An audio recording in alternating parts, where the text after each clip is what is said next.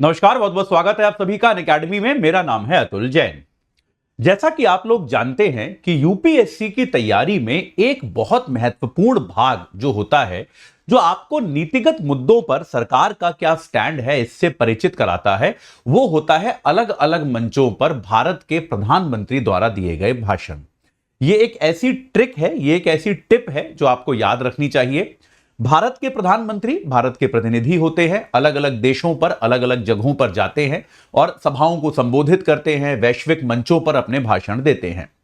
UPSC में यह आमतौर पर ट्रेंड देखा गया है कि प्रधानमंत्री अपने भाषणों में जो बातें करते हैं, जो बातें कहते हैं, आमतौर पर यूपीएससी प्रीलिम्स में और मेंस में दोनों में उनमें से कई तरह के सवाल पूछ सकती है। तो अब क्या हो रहा है ऐसे में, और वो भी खास तौर पे जब प्रधानमंत्री एक ऐसे मुद्दे पर बात कर रहे हो जो कि आजकल की दुनिया में बहुत ज्यादा जरूरी है। तो यह मुद्दा कौन सा है? यह मुद्दा है आर्टिफिशियल इंटेलिजेंस, यानी कि एआई का मुद्दा। तो भाई एआई क्या होता है और क्या यह चर्चा है, यह तो हम सभी जानते हैं। यह तो ऐसा तो शायद ही कोई अब इस क्लास में होगा जिसको यह भी नहीं पता कि आर्टिफिशियल इंटेलिजेंस होती क्या है। तो आर्टिफिशियल इंटेलिजेंस शायद आजकल की दुनिया का सबसे ज्यादा चर्चित एक मुद्दा है, सबसे ज्यादा चर्चा इसी की हो रही है। चाहे वो आर्थिक क्षेत्र हो, चाहे वो वैज्ञानिक क्षेत्र हो, सबसे ज्यादा अनुसंधान, सबसे ज्यादा नई चीजें जो हो रही हैं वो एआई के क्षेत्र में हो रही हैं। और अगर आप मेरी हिंदू की क्लास करते हैं तो आप ये भी जानते हैं कि पिछले 2 दिनों में मैंने अलग अलग आर्टिकल्स आपको द हिंदू में भी पढ़ाए हैं कि भारत की एआई के क्षेत्र में क्या भूमिका होनी चाहिए, इसके बारे में विस्तार से बताते हुए आपको 2 आर्टिकल्स मैंने पढ़ाए हैं। तो अब जो है, और आमतौर पे भी आप देखेंगे कोई से भी 10 दिन की क्लास उठा लो, आपको उसमें 1-2 आर्टिकल्स एआई पर निश्चित तौर पर मिल जाएंगे। तो आज ये न्यूज में क्यों है? आज ये न्यूज में इसलिए है क्योंकि पेरिस में क्या हो रहा है, एक ग्लोबल एआई, एक जो है एआई एक्शन समिट हो रहा है। तो भाई एक क्या हो रहा है? एक एआई एक्शन समिट हो रहा है। पेरिस में एक एआई एक्शन समिट हो रहा है जो कि निश्चित तौर पे पेरिस में हो रहा है। तो भाई ये बात तो क्लियर है कि उसका जो अध्यक्ष है वो फ्रांस है, लेकिन फ्रांस ने भारत को एक बहुत बड़ा सम्मान दिया है और भारत को जो है इसमें क्या किया गया है, इसका सह अध्यक्ष, को चेयर बनाया गया है। यानी कि ये जो है भारत इसका सह अध्यक्ष बनाया गया है। ये एआई एक्शन समिट जो चल रहा है, भारत को इसका सह अध्यक्ष यानी कि को चेयर बनाया गया है। तो भारत की ओर से प्रधानमंत्री नरेंद्र मोदी इस समिट को अटेंड करने के लिए गए हैं। इस समिट में भागीदारी करने के लिए प्रधानमंत्री नरेंद्र मोदी पेरिस में गए हैं और को चेयर होने के नाते उन्होंने कल इस समिट को संबोधित किया, इस समिट में अपना भाषण दिया। तो प्रधानमंत्री ने एआई से जुड़े बहुत सारे मुद्दों पर इस समिट में बातचीत की। यह बातचीत क्या है मैं आपको बताऊंगा। इसमें कई सारे इंपॉर्टेंट मुद्दे हैं एआई से जुड़े हुए जिनको प्रधानमंत्री ने अपनी चर्चा में, जिनके बारे में जिक्र किया। तो प्रधानमंत्री ने क्या क्या कहा, इसकी चर्चा करने के पहले मैं आपको एक बहुत इंपॉर्टेंट चीज बताए देता हूं। तो भाई सबसे पहले आप यह समझ लीजिए कि हमारा अनअकैडमी का जो अभी सब्सक्रिप्शन होता है उस पर 50% डिस्काउंट चल रहा है, ये बात आप लोग जानते हैं। एक 50% डिस्काउंट जो है उसका लाभ आपको अभी मिल सकता है अगर आप 13 तारीख के पहले ले सकते हैं, अगर आप लेते हैं तो। याद रखिएगा मेरा बैच जो होगा अनअकैडमी पे वो मेरे ख्याल से 20 से 22 तारीख के बीच में कभी शुरू हो जाएगा। इकोनॉमिक्स का जो बैच मैं लेने वाला हूं, उसके बाद मैं पॉलिटी का बैच लूंगा। तो आप अगर अभी ले लेंगे अनअकैडमी का सब्सक्रिप्शन, और इस सब्सक्रिप्शन के लिए आपको क्या करना है, ये डिस्काउंटेड प्राइस आपको कब मिलेगा? जब आप अतुल जैन, इनके बीच में कोई स्पेस नहीं है, एक ही शब्द है अतुल जैन, जब आप ये कोड लगा कर लेंगे तो आपको डिस्काउंटेड प्राइस पर मिलेगा। तो भाई आप इस डिस्काउंटेड प्राइस पर सब्सक्रिप्शन ले लीजिए। प्रीलिम्स का 25, प्रीलिम्स तक का, प्रीलिम्स 2026 की बात कर रहा हूं 25,000 में, और मेंस 2026 तक का 27,000 में आपको ये सब्सक्रिप्शन मिल सकता है अगर आप अतुल जैन नाम का कोड लगाते हैं, अतुल जैन। तो आप याद रखिएगा, अगर आप मेरे द्वारा पढ़ना चाहते हैं या अपना बैच कभी भी बदलना चाहते हैं तो अनअकैडमी की खासियत यह है कि वो आपको ये छूट देता है कि अभी आप जुड़ जाइए ताकि आपको डिस्काउंट का लाभ मिल जाए।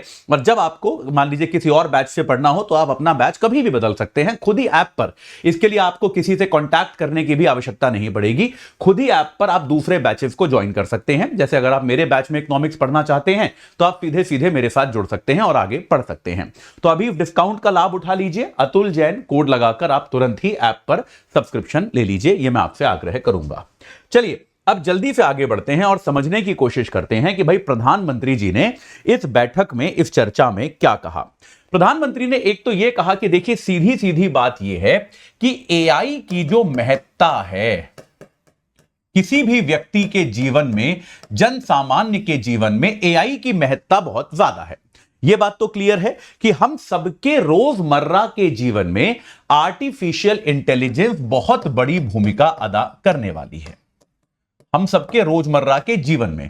यानी कि प्रधानमंत्री ने यह बात स्पष्ट की कि उनको यह बात क्लियर है, भारत को यह बात क्लियरली पता है कि एआई जो है वो कोई ऐसा बहुत हाईफाई वैज्ञानिक कॉन्सेप्ट नहीं होने वाला जिसका उपयोग केवल कुछ वैज्ञानिक समुदाय के लोग या कुछ इलीट लोग, कुछ बहुत धनाढ़ लोग भी कर सकते हैं, बल्कि एआई एक ऐसी टेक्नोलॉजी होने वाली है जिसका उपयोग जन सामान्य का व्यक्ति जो है वो भी हमेशा कर पाएगा। यह बात उन्होंने क्लियर करी। अब इसके लिए एआई का एक्सेस सबको मिले, एआई पर सबका अधिकार हो, यह बात उन्होंने जो है कही। उन्होंने कहा खास तौर पे जो विकासशील देश हैं, जो आपका ग्लोबल साउथ है, उन्होंने कहा खास तौर पर जो विकासशील देश हैं, जो हमारा ग्लोबल साउथ है, उस तक भी एआई का लाभ पहुंचे, यह सुनिश्चित करना बहुत ज्यादा जरूरी है। तो हमको क्या करना पड़ेगा, एआई का जो विकास है वो इस तरीके से करना पड़ेगा, एक समतापूर्ण तरीके से करना पड़ेगा कि एआई का लाभ जो है वो सबको मिले। ऐसा ना हो जाए कि भाई कुछ विकसित देश हैं, वही एआई में अचानक से उनको सब, उन्होंने झंडे गाड़े हुए हैं, सारा फायदा उनको हो रहा है। विकासशील देशों को बस इतना पता है कि एआई नाम की कोई चीज होती है, उसका करना क्या है, उसके लाभ क्या है, उससे फर्क क्या पड़ता है, जीवन को वो कैसे प्रभावित कर सकती है, ये नहीं जाने अगर विकासशील देश, तो ऐसा विकास हमको नहीं करना है। ये बात उन्होंने कही। उन्होंने कहा कि भाई हमको जो है एआई के विकास के लिए आपको जो डेटा सेट चाहिए होता है वो बायस फ्री होना चाहिए, ये बहुत जरूरी है। देखिए उन्होंने ये बहुत इंपॉर्टेंट बात कही कि बायस से रहित। बायस मतलब क्या होता है, पूर्वाग्रह, पूर्वाग्रह रहित आपको डेटा सेट का विकास करना पड़ेगा। देखिए पूर्वाग्रह क्या होता है, जब आप यह मानकर चलो कि कोई एक चीज सही है, कोई एक संस्कृति सही है, कोई एक भाषा, कोई एक सोचने का तरीका सही है, बाकी तरीके गलत हैं। जैसे एआई जब शुरू हुआ तो हमने देखा कि उसमें बहुत सारे राजनीतिक पूर्वाग्रह देखे गए। जैसे अभी हमने क्या देखा, जो एक डीप सीक नाम का एआई बड़ा चर्चित हुआ था पिछले दिनों, डीप सीक में क्या देखा गया, जैसे ही उससे चीन से जुड़ा कोई राजनीतिक सवाल पूछो वो उत्तर देने से इनकार कर देता है। यह बात सही है कि नहीं है, कहने को एआई है भाई, जो सत्य है, जो जानकारी पता है वो बताना चाहिए, लेकिन चाइना से जुड़ा आप डीप सीक से पूछकर देखिए कि टियानमेन स्क्वायर पे क्या हुआ था, वो आपको जवाब ही नहीं देगा। आप डीप सीक से यह भी पूछकर देखिए कि अरुणाचल प्रदेश जो है वो किस देश का हिस्सा है, वो आपको जवाब ही नहीं देगा। आप डीप सीक से यहां तक भी पूछ के देखिए कि भारत के राज्यों की लिस्ट बनाओ, तो पहले वो अरुणाचल प्रदेश टाइप करना शुरू करेगा, फिर अचानक से कह देगा मैं जवाब नहीं दे सकता इसका। तो ये क्या है, ये एक बायस है, ये एक प्रकार का राजनीतिक पूर्वाग्रह है, जहां पर देश की जो राजनीतिक चॉइस है, चीन की जो राजनीतिक चॉइस है कि भाई हम अरुणाचल को भारत का हिस्सा नहीं मानते, चीन ऐसा कहता है, तो वो जो है ये चॉइस जो है ये एआई के प्रदर्शन को प्रभावित कर रहा है। ये बात प्रधानमंत्री ने कही कि हमको पूर्वाग्रह रहित जो है मॉडल विकसित करने पड़ेंगे। ये बात एकदम क्लियर है। और जब ये ऐसा होगा तभी क्या होगा, जो फेक इंफॉर्मेशन है, डीप फेक वीडियोस जो आते हैं, ये सब तभी रोक पाएगा। यह बात भी प्रधानमंत्री ने यहां पर जो है सिंपल तरीके से उन्होंने ये बात कही है। उन्होंने कहा कि स्वास्थ्य के क्षेत्र में,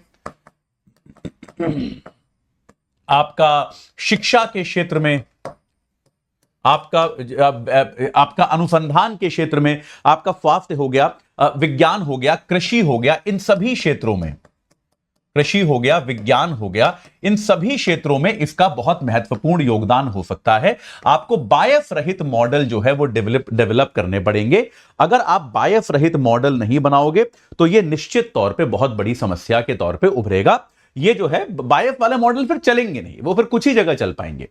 इसके बाद प्रधानमंत्री ने उस सवाल को भी एड्रेस करने की कोशिश करी जो बहुत लोगों के दिमाग में बार बार गूंजता रहता है, और वो क्या है कि यार क्या आर्टिफिशियल इंटेलिजेंस आने के बाद नौकरियां चली जाएंगी।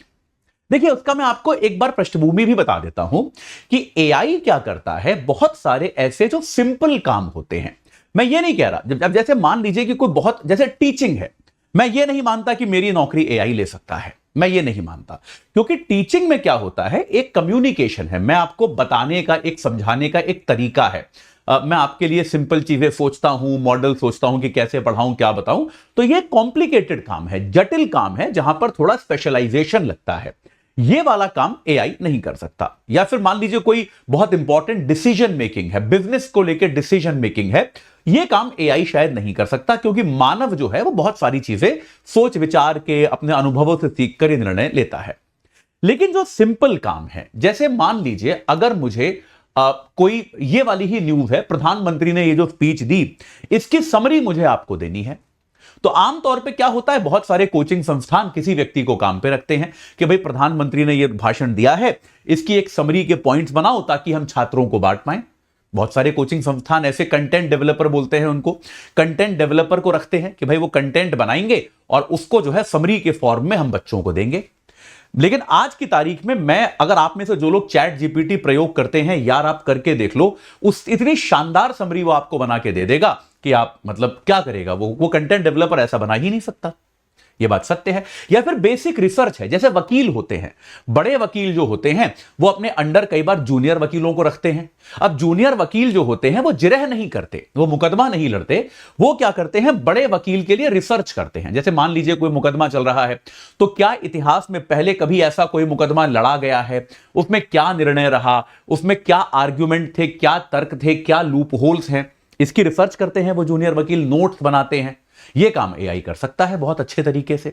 वेबसाइट का कंटेंट लिखने वाला काम जो है, कि जैसे मान लीजिए मैं एक रेस्टोरेंट खोल रहा हूं, तो मैं अपने रेस्टोरेंट की वेबसाइट बनाना चाहता हूं, उसके लिए मुझे अच्छा सा कंटेंट लिखना है, यह काम एआई कर सकता है। तो ऐसी मूलभूत नौकरियां जो हैं, जो मतलब बेसिक स्किल्स हैं, इस बात की बहुत संभावना है। या फिर कस्टमर केयर है, आप देखेंगे आज की तारीख में अगर आप जोमेटो से खाना ऑर्डर करते हैं और वो खाना आपके पास नहीं आता, तो आप जिस व्यक्ति से चैट करते हैं कि भाई खाना नहीं आया, देरी हो रही है, तो वो व्यक्ति बाद में आता है, पहले एआई आपसे चैट करता है कि भाई एआई आपको बता देगा कि अच्छा आपका खाना जो है मैंने ट्रैक कर लिया है, वो 14 मिनट दूर है, अगर उसको दिखा कि नहीं आ रहा है तो वो तुरंत आपको रिफंड इश्यू कर देगा। पहले ये काम एक व्यक्ति कर रहा था, अब एआई मॉडल कर रहा है। तो कोई व्यक्ति जो ये काम कर रहा था, उसकी नौकरी चली गई या नहीं चली गई। तो ये एक खतरा लोगों के दिमाग में बार बार रहता है कि यार एआई के कारण कहीं हमारी नौकरियां तो नहीं चली जाएंगी। तो प्रधानमंत्री ने इस चीज को भी एड्रेस किया। उन्होंने कहा कि यह खतरा जायज है, मतलब उन्होंने कहा कि नौकरी जाने का खतरा, कि नौकरियां जाएंगी, यह खतरा जो है, यह खतरा जायज है। ऐसा नहीं है कि यह खतरा जो है यह कोई बेबुनियाद खतरा है या ऐसा कुछ है। लेकिन प्रधानमंत्री ने साथ में यह भी कहा, एक बड़ी तस्वीर लोगों के सामने रखने की कोशिश करी। प्रधानमंत्री ने यह भी कहा कि यार जब भी कोई नई टेक्नोलॉजी आई है दुनिया में, हमेशा यही कहा गया है कि अब नौकरियां चली जाएंगी। यह बात सत्य है। जब भी कोई नई टेक्नोलॉजी आई है, जब कंप्यूटर्स आए थे पहली बार भारत में, तब भी यही कहा गया था कि अरे इतना सारा मैनुअल काम होता है, अब मैनुअल काम कोई क्यों कराएगा, हर कोई कंप्यूटर से ही कराएगा। यह बात सत्य है। तो कंप्यूटर के आने से नौकरियां जाएंगी। यह बात सत्य है कि कुछ प्रकार की नौकरियां चली भी गई। जो नौकरियां पहले लोग हाथ से काम करते थे, हाथ से गणना करते थे, वो नौकरियां चली भी गई, वो काम कंप्यूटर करने लगे। लेकिन बेटा समझने वाली बात यह भी तो है कि साथ में कंप्यूटर के कारण नई नौकरियों का उदय हुआ कि नहीं हुआ, यह भी तो समझने वाली बात है। तो प्रधानमंत्री ने यहां पर यह कहा कि हमें इतिहास क्या सिखाता है। प्रधानमंत्री ने यह कहा कि इतिहास से हमने यह सीखा है कि टेक्नोलॉजी से नौकरियां कभी भी गई नहीं हैं, कभी भी कम नहीं हुई हैं। प्रधानमंत्री ने यह कहा कि इतिहास हमें क्या सिखाता है कि तकनीक से नौकरियां कम नहीं हुई हैं।